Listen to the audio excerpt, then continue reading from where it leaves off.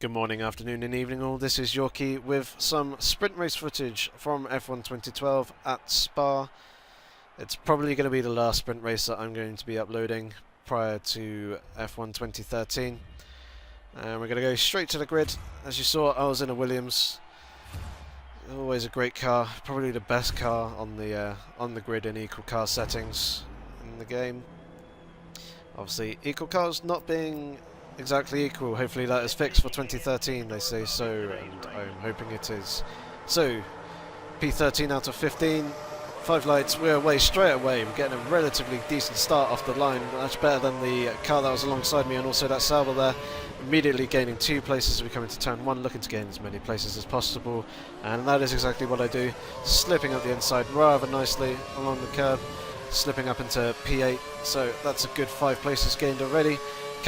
Tucking in behind Captain Slow and the Caterham there as he gets a little bit on the wibble and goes a little bit sideways through there. I don't know whether that was through me pushing him in lag or whether he was actually losing control of the car, but VR46 no skill there actually tapped the side of the car to bring his speed up to match mine, so rather cheeky move by him, and he's going to tuck in behind me as a very quick guy. We've got a slow Ferrari there, we're just going to duck up the inside of him into turn 8 there, getting a nice run out of turn 7. We're going to tuck in behind the Toro Rosso of JP Montoya here, following through turn 9. It's getting a little bump from behind, giving obviously JP Montoya up ahead a little bump as well.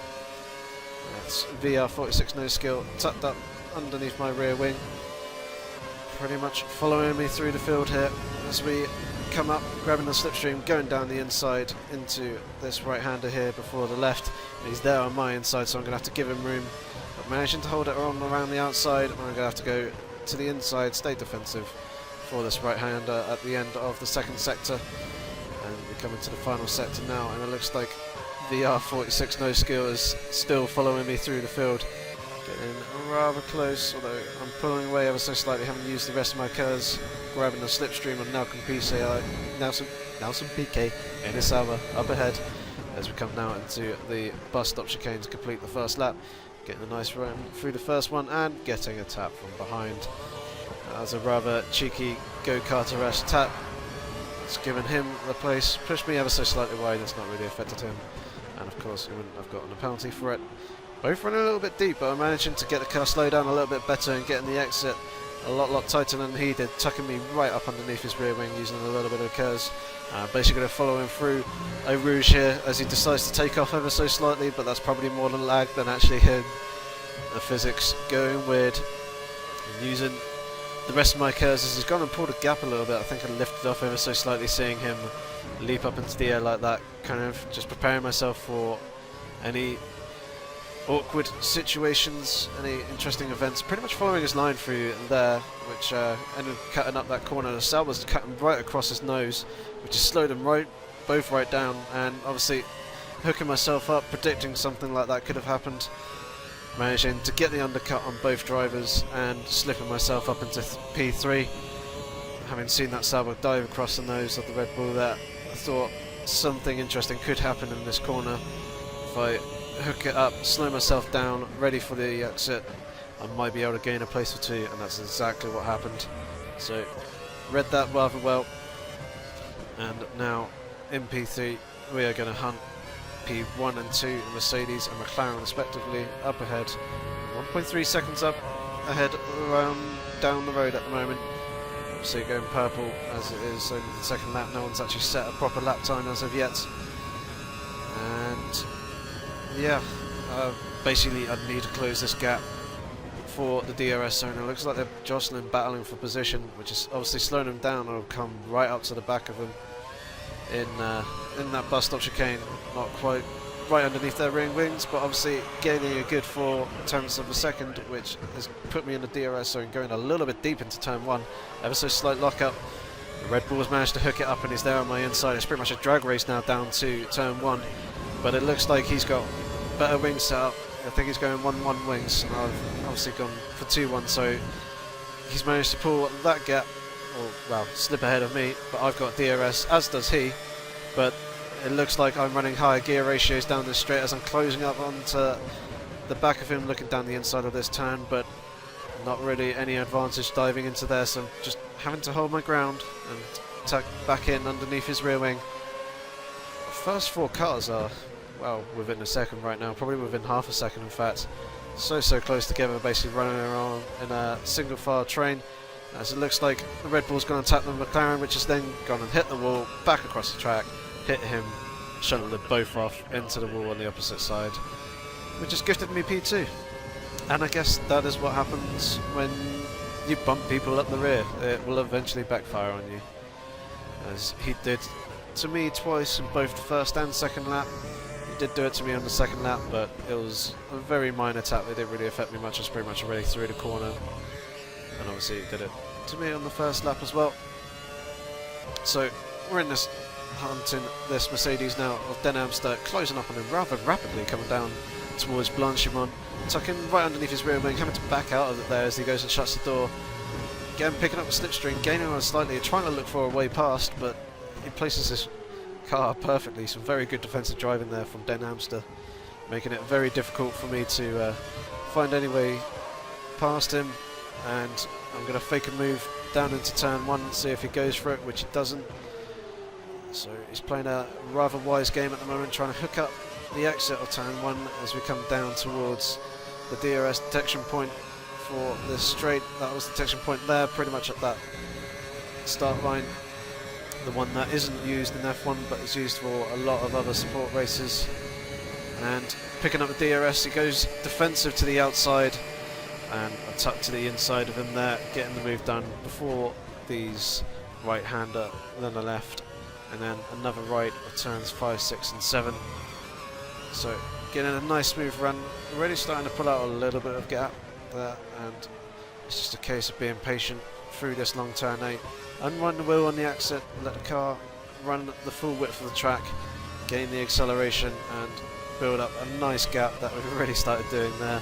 Let's come now into Pouon, picking that up rather nicely, just kissing the curb on the outside. It's pretty much perfect as to how you want it. You can see gap still increasing. I want to downshift there, I can't really want it to turn in all too much.